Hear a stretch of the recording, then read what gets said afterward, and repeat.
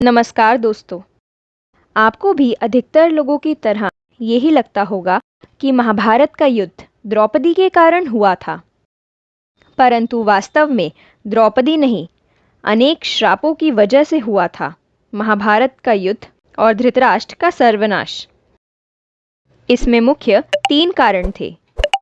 हंस की आंख निकालने का पाप कर्म, गांधारी के परिवार को जेल में रखकर भूखा मारना और दासी का अनादर करना। तो धृतराष्ट्र से जुड़े इन श्रापों के बारे में जानने के लिए वीडियो को अंत तक जरूर देखें।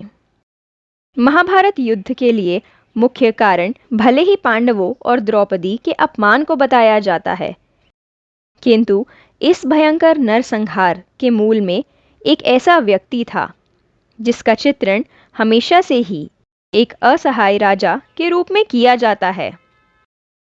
ये और कोई नहीं, हस्तिनापुर नरेश धृतराष्ट्र थे। धृतराष्ट्र के कारण न सिर्फ राज्य का अपितु पूरे कुल का सर्वनाश हो गया था।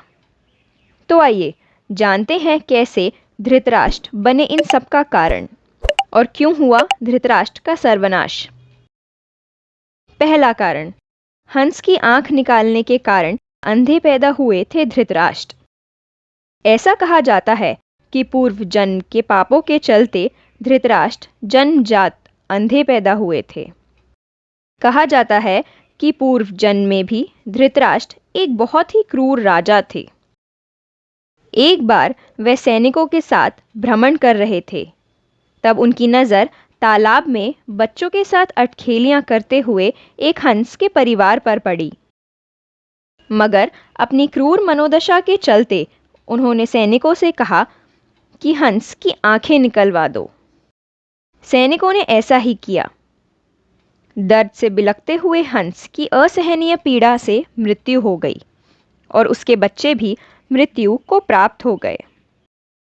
मरते हुए हंस ने राजा को श्राप दिया कि तुम्हारी भी ऐसी ही दुर्दशा होगी, और इसके परिणाम स्वरूप अगले जन्म में उस राजा ने धृतराष्ट्र के रूप में जन्म लिया, जो जन्म से ही अंधा पैदा हुआ, और उनकी सभी संतानों को इसी प्रकार मृत्यु प्राप्त हुई।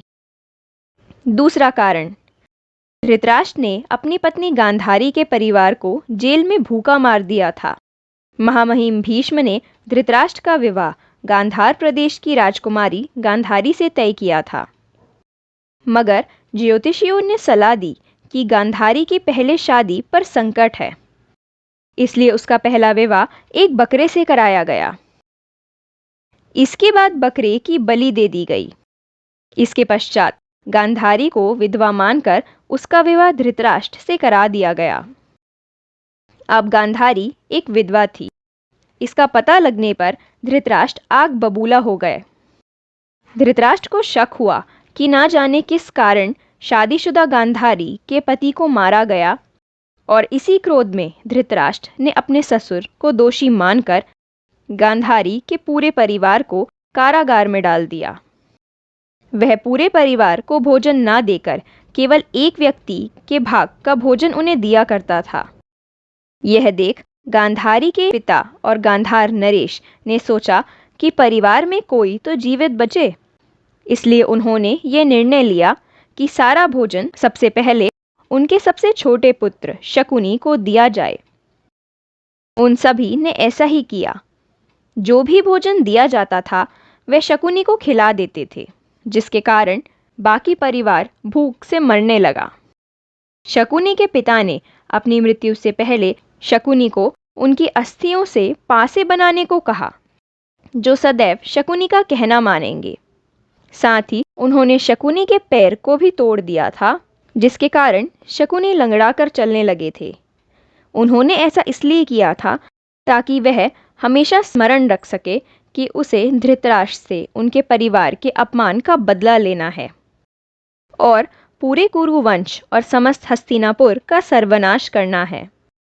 इसी कारण से महाभारत के इस युद्ध में शकुनी ने पूरे सर्वनाश में एक बहुत ही महत्वपूर्ण भूमिका निभाई थी।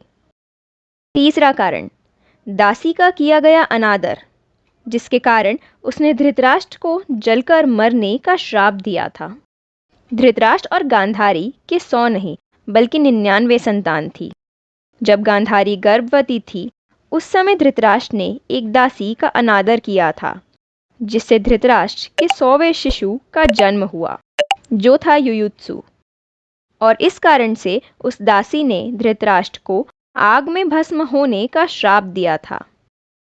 इसी वजह से धृतराष्ट्र की मृत्यु जंगल में आग लगने से हुई थी। तो दोस्तों, यह थे वे कारण जो बने समस्त कुरु वंश के सर्वनाश का कारण। अगर आपको वीडियो जानकारीपूर्ण लगी हो तो वीडियो को लाइक कर शेयर करें ताकि और लोगों को भी इस बारे में पता चल सके। साथ ही चैनल को सब्सक्राइब कर बेल आइकन को अवश्य प्रेस कर दे ताकि भविष्य में आने वाली और वीडियोस के नोटिफिकेशन आपको सबसे पहले मिल सके। तो जल्द ही मिलते हैं ऐसी ही एक और जानकारीपूर्ण वीडियो के साथ। तब तक अपना ध्यान रखें। जय श्री कृष्ण।